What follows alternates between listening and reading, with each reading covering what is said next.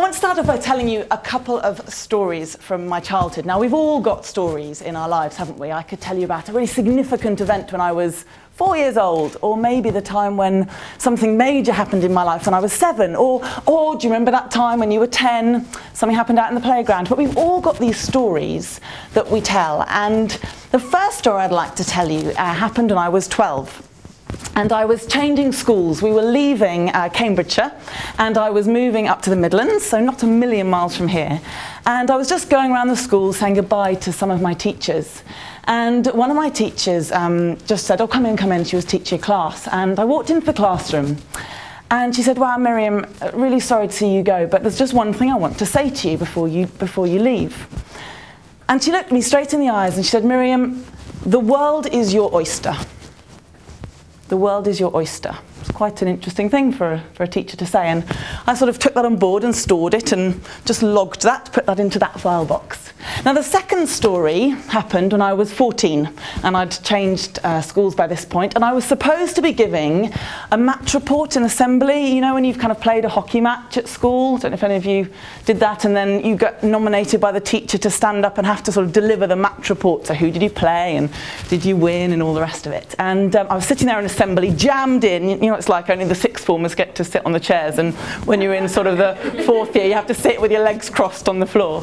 And really, really nervous. I mean, I was waiting for this big moment, didn't hear a word of the assembly, and kept waiting, and then thought that I heard the PE teacher call my name, but I wasn't really sure, so I didn't move and I didn't do anything. And by that point, my heart was absolutely hammering. I was shaking, and then I definitely heard her call my name. But by that point, I was so embarrassed that she'd already called my name and I hadn't stood up that I was froze. I couldn't move. Everyone started looking at me. They were turning round, and I was rooted to the spot. Didn't move. She called my name a third time, and I didn't move. So they moved on, left assembly, and that was the start of my public speaking career, which was less than illustrious. Now, these are two very, very different experiences, but we all use the experiences we have in life to inform our future and to inform our present and dictate our future. And I have constant choices to make, as we all do, as to which references I'm going to hold on to, which ones I'm going to dust off, get off the bookshelf and re-examine, and which I'm going to say, actually, this isn't serving me for this point in my life, this isn't helping me, this isn't contributing to my success, and I'm going to choose to ignore that for the time being. Because if I'd chosen to pull out that memory of being a 14-year-old in assembly, needing to give a match report and totally freezing, it's very unlikely that I would ever have got on my feet again. And indeed, for a few years, it really did impact my belief about my ability to either speak or how good I was. I'm rubbish. I can't do public speaking.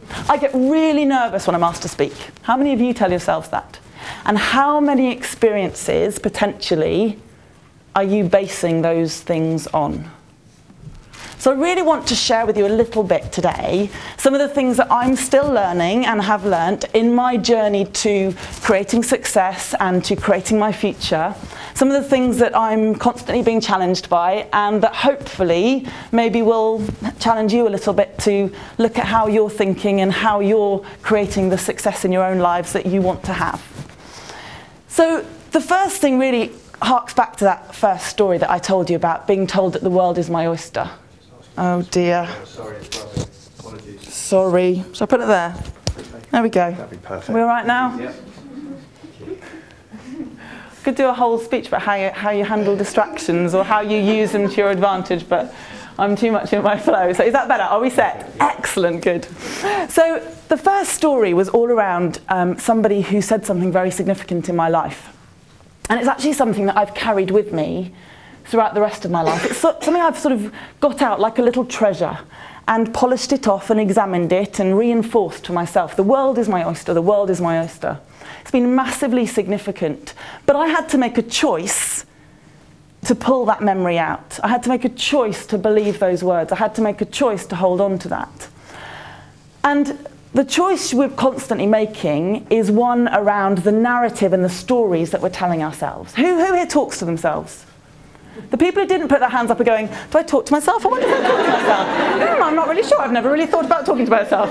The fact is, we all talk to ourselves constantly, but very few of us are really conscious of the narrative that we run in our heads. For a lot of us, it's a very subconscious thing. And if you can just become conscious of the narrative, of the story that you're running in your head, I think you'll be fascinated by some of the things that you are telling yourself over and over again, that maybe if you became aware of them, you'd be surprised that they probably weren't serving you or weren't helping you. So I don't know what it is that you tell yourselves. I'm not going to ask for any scared volunteers to let me know some of those things, but I can probably imagine that they're not all very positive. That there are a number of things you constantly tell yourself around your ability, your belief to do your job, your experiences, whether you're at the level you want to be, whether you've had the right opportunities, who's recognized your ability or not. We actually all constantly run this stuff all the time.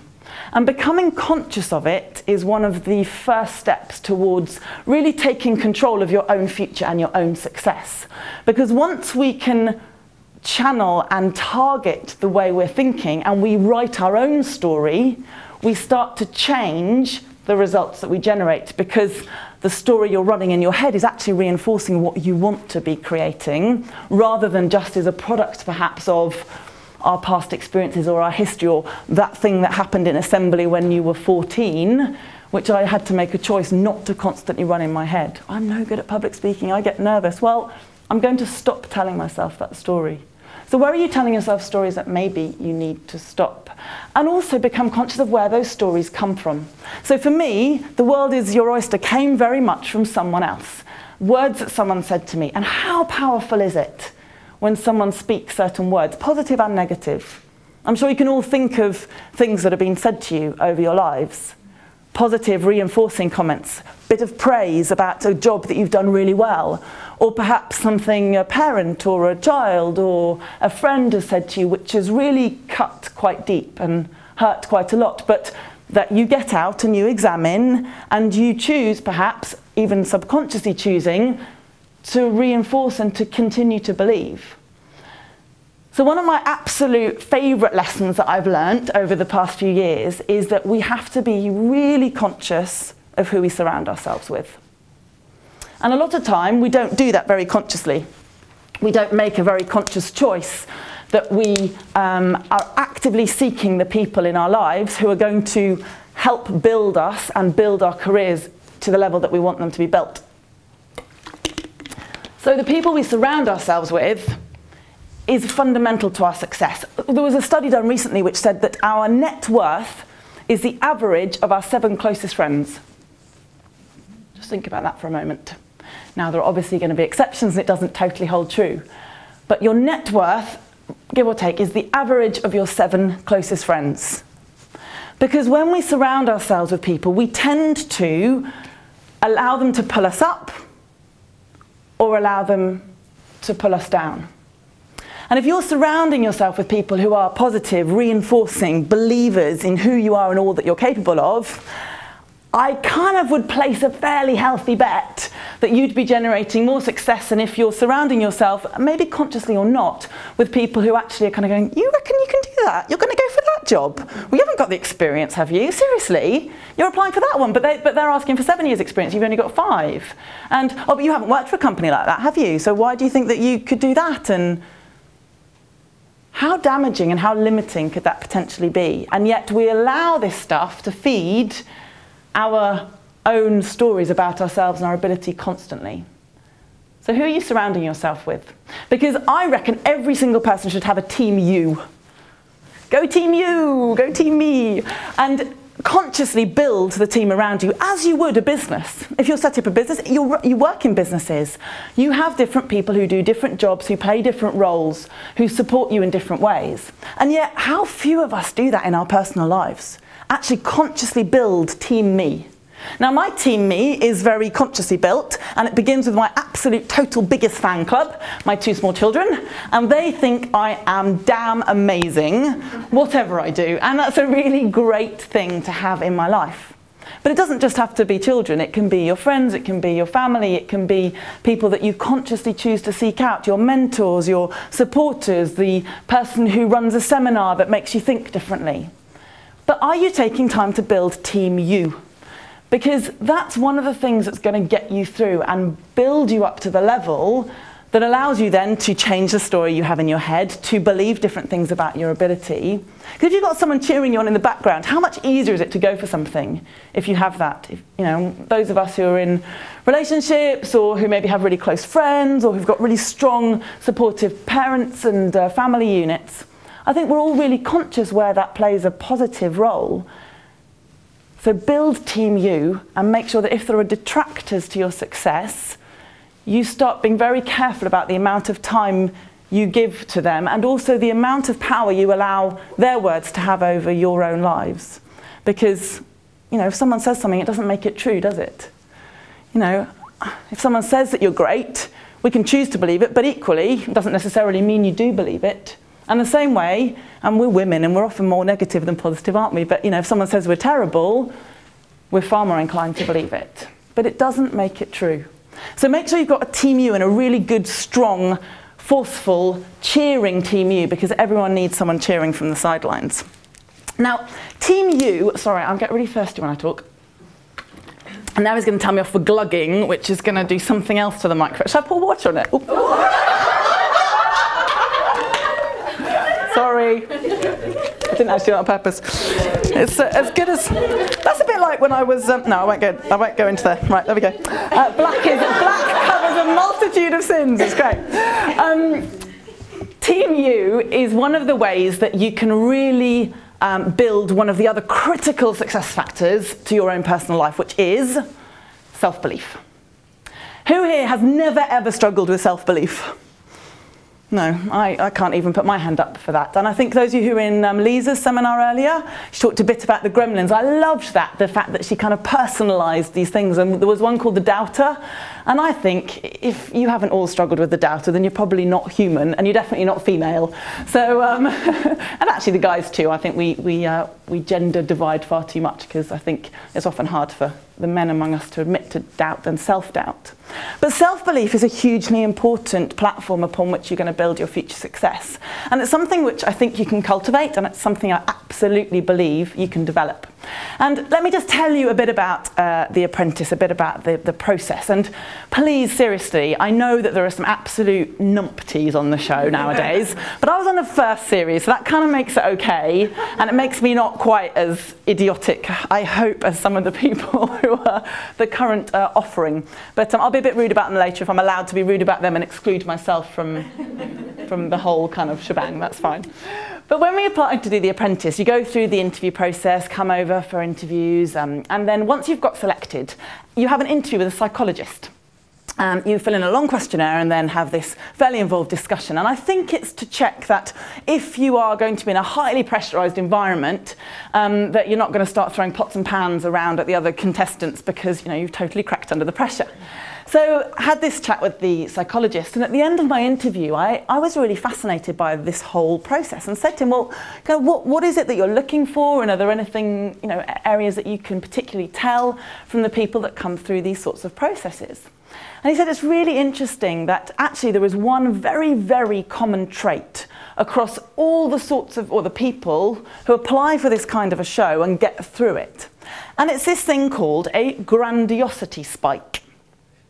So I stand before you today, ladies and gentlemen, as somebody who exhibits a grandiosity spike.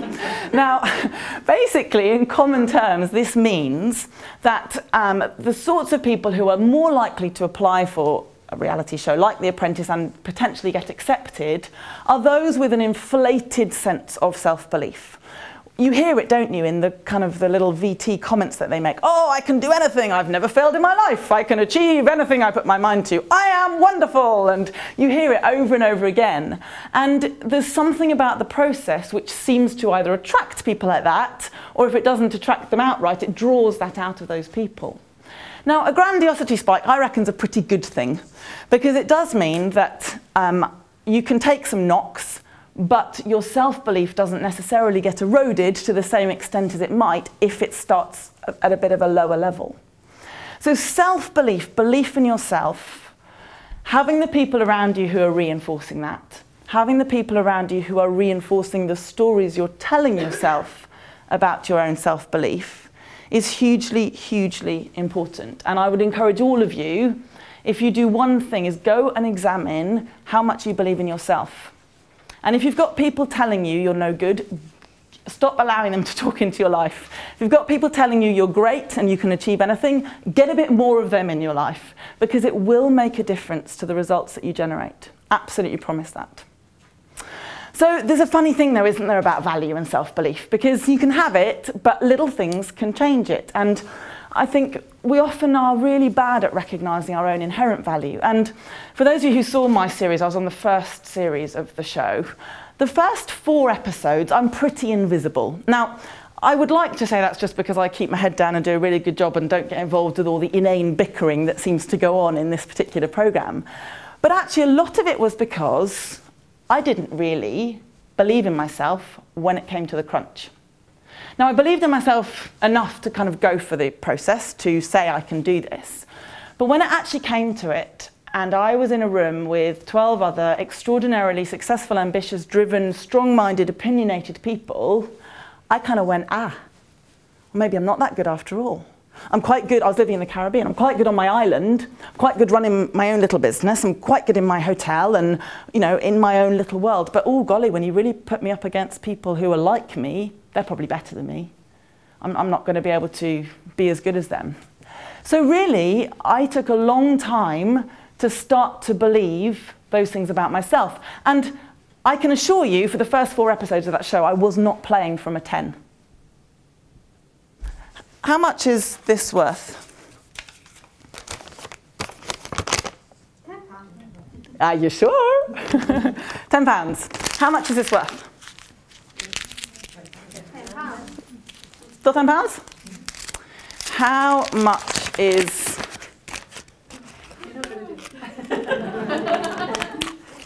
I could actually rip it entirely in half and it would still be worth £10. Short of kind of setting a match to it and burning it to ash, I can't inherently change the value of this. Yet, how many of us struggle constantly to maintain our belief that we are worth a 10, we're born a 10 and we're worth a 10, when we sort of go, oh, I don't live in the right part of town, I'm only a 9. Oh, I've never worked for a CEO, I'm only really an 8. Oh, actually, no, I don't have the same education as some of my peers, I'm only really a 7. I've never lived abroad, I can't speak another language, I'm only a 6. My house isn't very big, and actually I live on the wrong part of town, so actually really only worth a 5. My children don't go to the right schools, so that's a huge reflection on me and who I am, so I think I'm actually only worth a 4. Oh, I can't type as fast as Shannon, I'm only worth a 3. How many of us do this every single day of our lives? And yet, actually, what's our inherent value? It's a 10. And yet we believe that because of all these factors, that somehow that makes us not quite good enough, or not as good as someone else. And yet we can all choose to play from a 10 every day of our lives, regardless of how we feel, and regardless of actually all of those things that we believe potentially diminishes our value, because our value never changes. Short of shooting myself in the head and lying dead on the floor, I probably can't ever be less than a 10. I can feel less than a 10, but I am always a 10. And it took me about 4 episodes getting into the show to really learn that lesson. I am who I am, and I am only who I am, and I am the only resource I will ever have. So I better damn well start being as good as I can possibly be, because no one else is going to do it for me. And then that brings us on to this whole sticky topic of confidence. Because I think it is a bit of a funny one, and I think that confidence is often equated with competence. How many of you have potentially in the past tried to do things to increase your competence, thinking that will make you feel more confident? Any of you? If I can accomplish this task faster, I will be more confident in my ability. If I can do this better, I will be more confident. How many of you actually found that that really worked at a deep level? Because competence and confidence are not correlated to the extent that one creates the other. And actually, let me explain it to you the other way around. Confidence definitely, I think you'll all agree, does not create competence. And the apprentice candidates are probably a case in point. As confident as you like, but doesn't create competence. I was a very confident child. I was a very confident 17-year-old. I was waitressing in a fairly posh hotel in Stratford-upon-Avon, just down the road from here. And some Americans came into the restaurant one day, and you know we decorate puddings sometimes with these things. My mum had one of these. I was like, can I take it? I love visual aids. She's like, yeah, sure. Shall I know which story you're going to tell as well, she said. So some Americans said, oh, hey, miss, and I'm really useless at accents, but you can, bear with me. Oh, yeah, we really love these cute little berries. Do they, have a name? And I'm a very confident 17-year-old and thought that I knew quite a lot and fairly well educated and said, yes, absolutely. They're called syphilis. Wow, gee golly, wow, oh, all right, yeah, because golly, in America, that means something a little bit different, and I wasn't very worldly wise, I was just very confident as a 17-year-old. Yeah, absolutely, they're called syphilis. In common parlance, we probably call them Chinese gooseberries. I was a bit precocious too. We call them Chinese gooseberries, but no, their proper name is syphilis. Golly, wow, okay, cool, thanks very much indeed. And I bet to this day, those Americans still think that in England we call these syphilis. Anyway, I got home that night and I went, Mum, Chinese gooseberries, they are called syphilis, aren't they? And when she picked herself up off the floor about 10 minutes later, she went, no, darling, they're called physalis. So my confidence absolutely did not breed competence in that particular scenario, although it's scary how much you can get away with a big healthy dose of confidence. But the fact is, you can create unlimited confidence. Would you be kind of cool to know that you can create unlimited confidence? Anyone like to know a few secrets? They're not really secrets. If they were secrets, then I could make a lot of money, but I can't. Actually, bottling self-belief, that would make a lot of money, don't you think? You could bottle that one and sell it. We'll have a chat about that at the end. Unlimited confidence. So the fact is that everything in life is a feeling. Even success actually is a feeling. I can be on my 10th floor penthouse apartment with my Jaguar and, my holiday home in Marbella, and that for me feels like success, but to someone else that might feel like the epitome of everything that's stereotypically nasty about someone who's made it in life. Someone else might be working on the streets of Bolivia with street kids and getting them into education and feel like the most successful person in the world, but, one of your bosses might go, well, that's not success. There's not enough money associated. So success really is a feeling, as is confidence.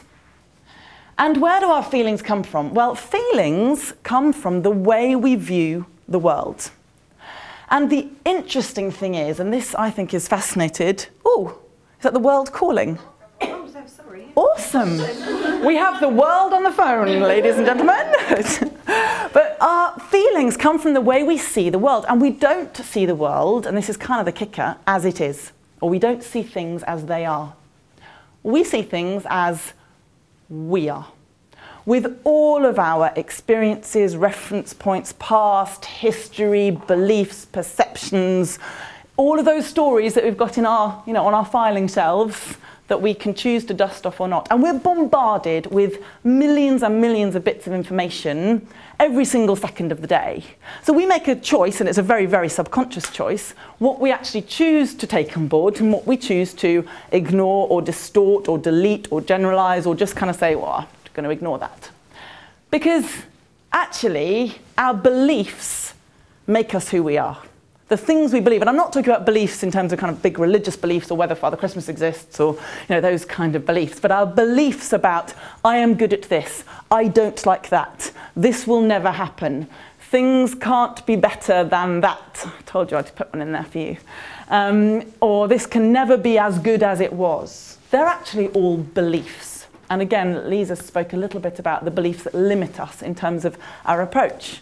Now, the really interesting thing about our beliefs is that we consolidate them and we reinforce them on a daily basis with the information that we choose to accept and take on board. So if I have a belief that I'm no good at public speaking, where do you think I'm going to go and get my reinforcements from? All the past experiences that prove me to be right, that prove my belief to be right. No, you're no good at public speaking because when you were 14 you couldn't even stand up, you were too scared. No, you're no good at public speaking because when you spoke at an event you forgot your script. No, you're no good at public speaking because you told a joke and no one laughed. Equally, do you think that there are probably more, if not equal number, of examples that I could choose to draw on if I was prepared to shape and change my beliefs? Probably so, but because of the way we're bombarded with information, we like to feel comfortable with the things we believe. We like our little identities. We like the fact that, oh, I'm no good in the morning, I'm a terrible morning person. Actually, all that stuff's just a product of our beliefs. And how many beliefs are we born with? None. None at all. So we're not born with any beliefs, and we now have hundreds of thousands of beliefs. How many beliefs do you reckon you can change? Actually, any of them that you choose to change. Any of them that you choose to change. So when it comes to something like confidence, our beliefs actually are the issue. It's not that, oh, I'm not a confident person, I'm not confident in this situation, I can't possibly be confident as someone else. It's that we are constantly finding the information which reinforces that belief and keeps us comfortable and safe and nicely packaged within our own identities.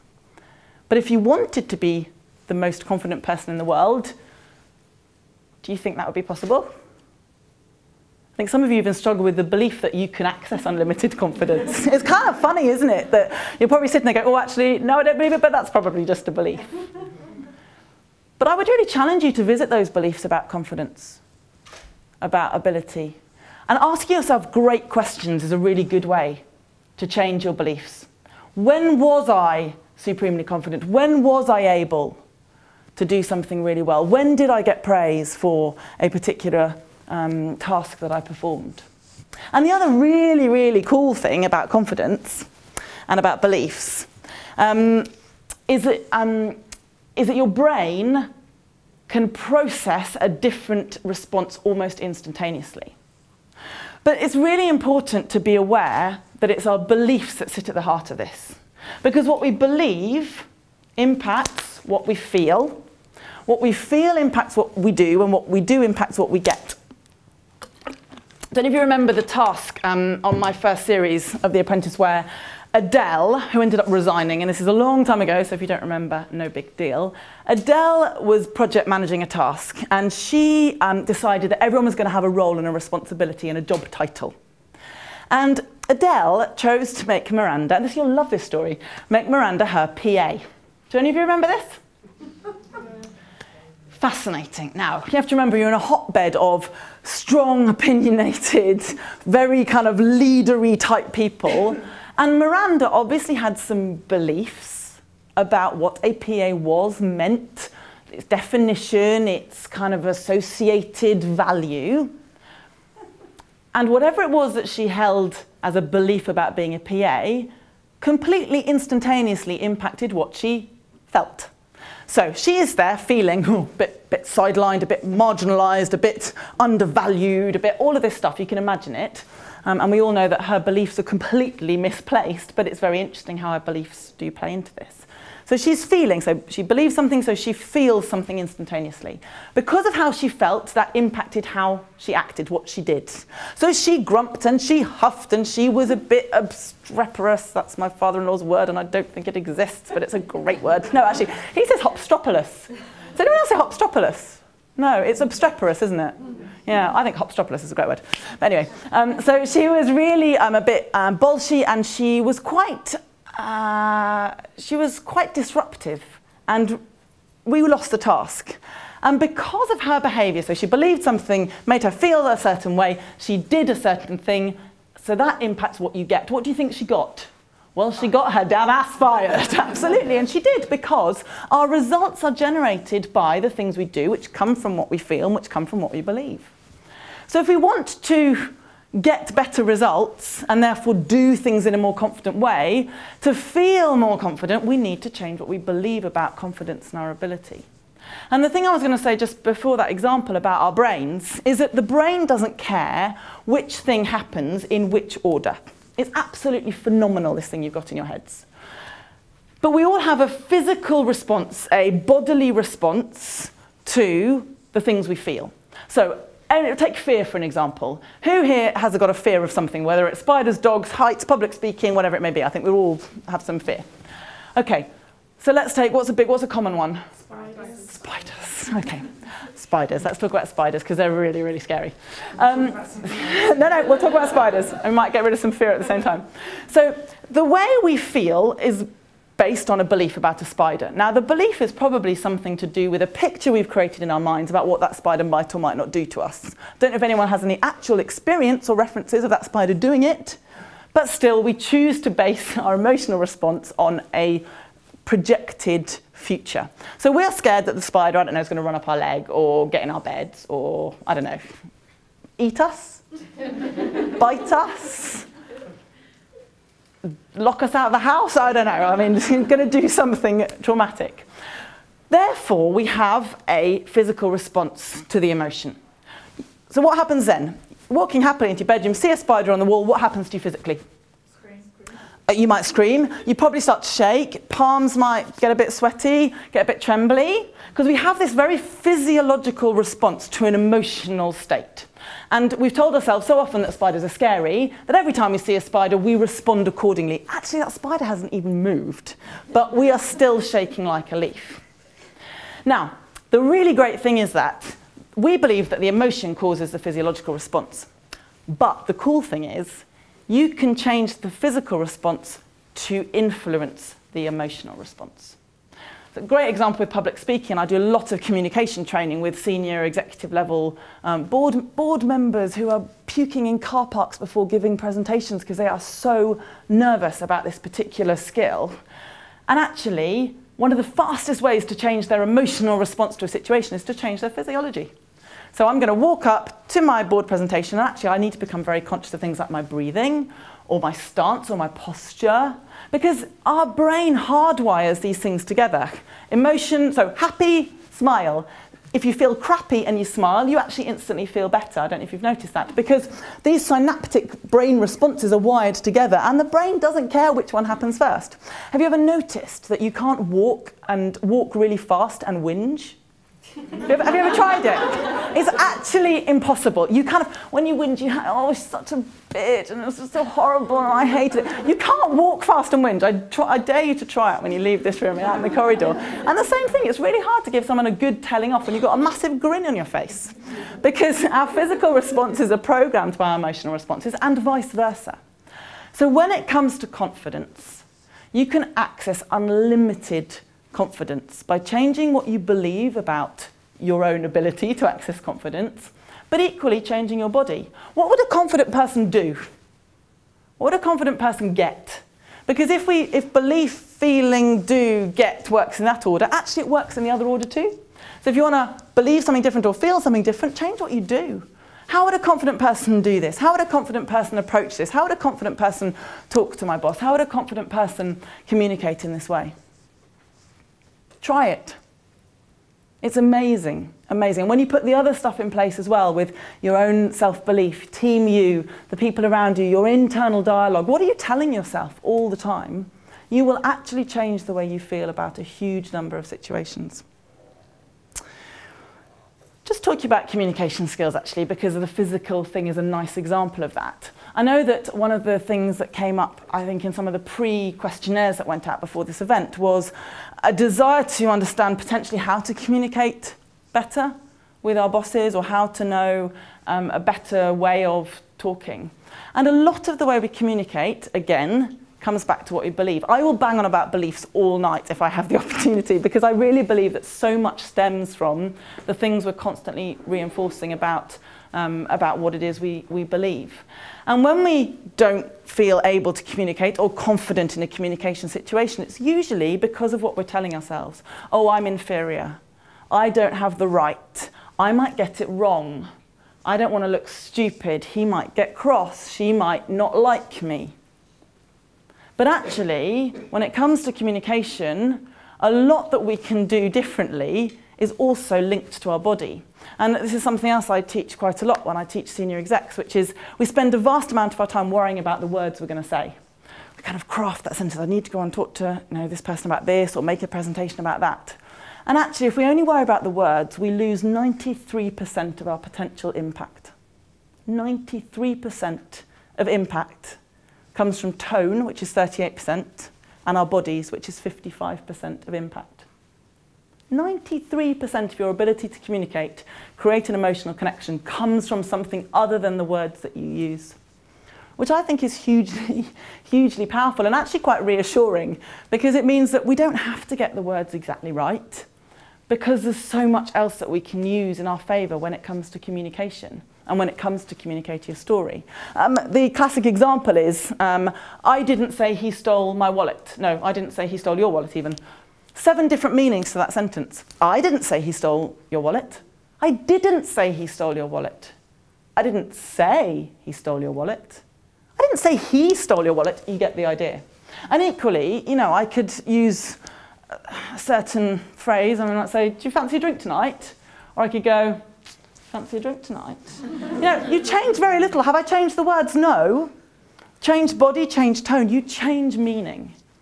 And I think we often underestimate the power that we can have simply by using our physiology, using our feelings to communicate something, because ultimately communication is about an emotional connection. Influence is about an emotional connection. And if that comes from what people believe about you, what they feel about you, that's actually far more important than anything else you can do. And the things we believe about ourselves is completely the most important. So where there are those beliefs about maybe you're not good enough or not confident enough or inferior or don't have permission, then maybe it's time to actually start running a different record in your heads, because I think you'll change what you get. So just to finish, I really want to talk to you as well about the things we focus on. Because lots of people think they get what they expect, or they get what they deserve, or they get what they want. Whereas actually, the reality is we get what we focus on. So a great example, I did an Audi driving course once, and you're taught to, in a collision situation, to drive into the gap.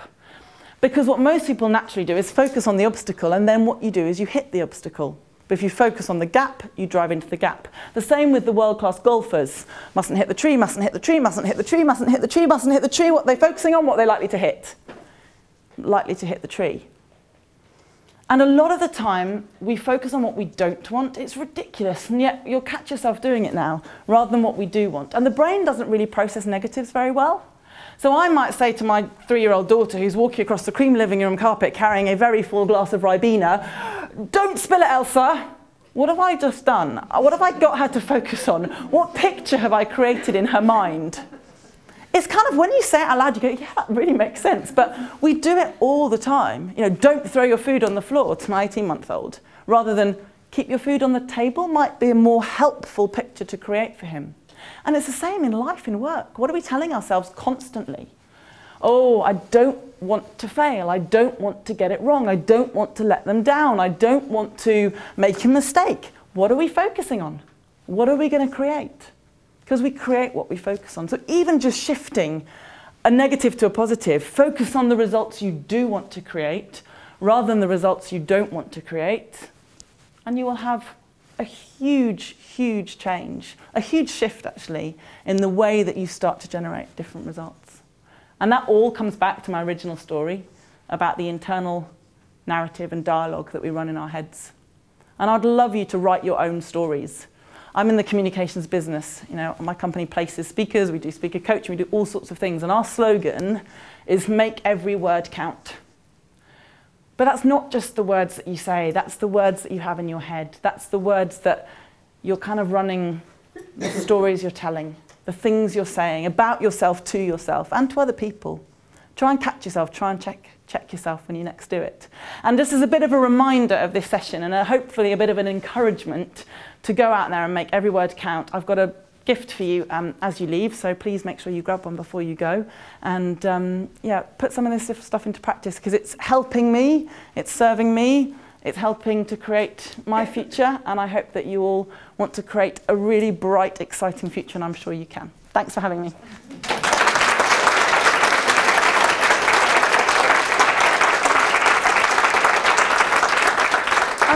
I mean, I know you're probably rushing off to... Jeff said something about going to have a bath. I was like, I have 2 small children. I don't ever have a bath, but I'm really happy to take questions if anyone wants to ask anything. Or yeah. You're chairing the question. Oh, yeah, right, there we go. Can I ask a question? You talk about confidence and self-belief. How did you rewrite the fact that you left The Apprentice at the point that you left? How did you sort of handle that and make that into a real positive, despite all the press coverage? It's about the meaning that you give to anything. Just repeating the question. Oh, I will repeat the question. So how did I rewrite the my own part of my story in terms of when I left The Apprentice, how I did? And actually, I have to say, I had quite a positive exit because I got a public apology when I left. But in terms of that experience, it's all about the meaning that you give to something. I think it was Schumacher who was interviewed when he was about to... That wasn't Schumacher. One of the great racing drivers. Why let facts get in the way of a good story? I mean, really, seriously. One of the great racing drivers. It was, who was the really famous British racing driver? What's his name? The other one. Nigel Mansell, that's the one. Was interviewed. No, you can contradict me because I don't always get my facts right, but hey, it's a good story. About to race at Silverstone, and had only won once out of 4 times on the home circuit, and was asked by an interviewer before the race, well, how do you feel? Because obviously you've done this 4 times, but you failed 3 times to win the crown. And he went, I didn't fail 3 times, I've won once. So there is everything to say that I can do it again. So it's all about the meaning that you ascribe to something. So for me, to answer your question, leaving something like The Apprentice was, wow, I got to this point in a process out of this number of people. It's about using something as a catalyst for the future. Actually, to be honest, I didn't really want the job by the time I got to that. By the time we'd seen the offices in Brentwood or Brentford or wherever that really rather nasty building is, I think a lot of us were starting to doubt our suitability, and I think I recognised I wasn't suitable for that job.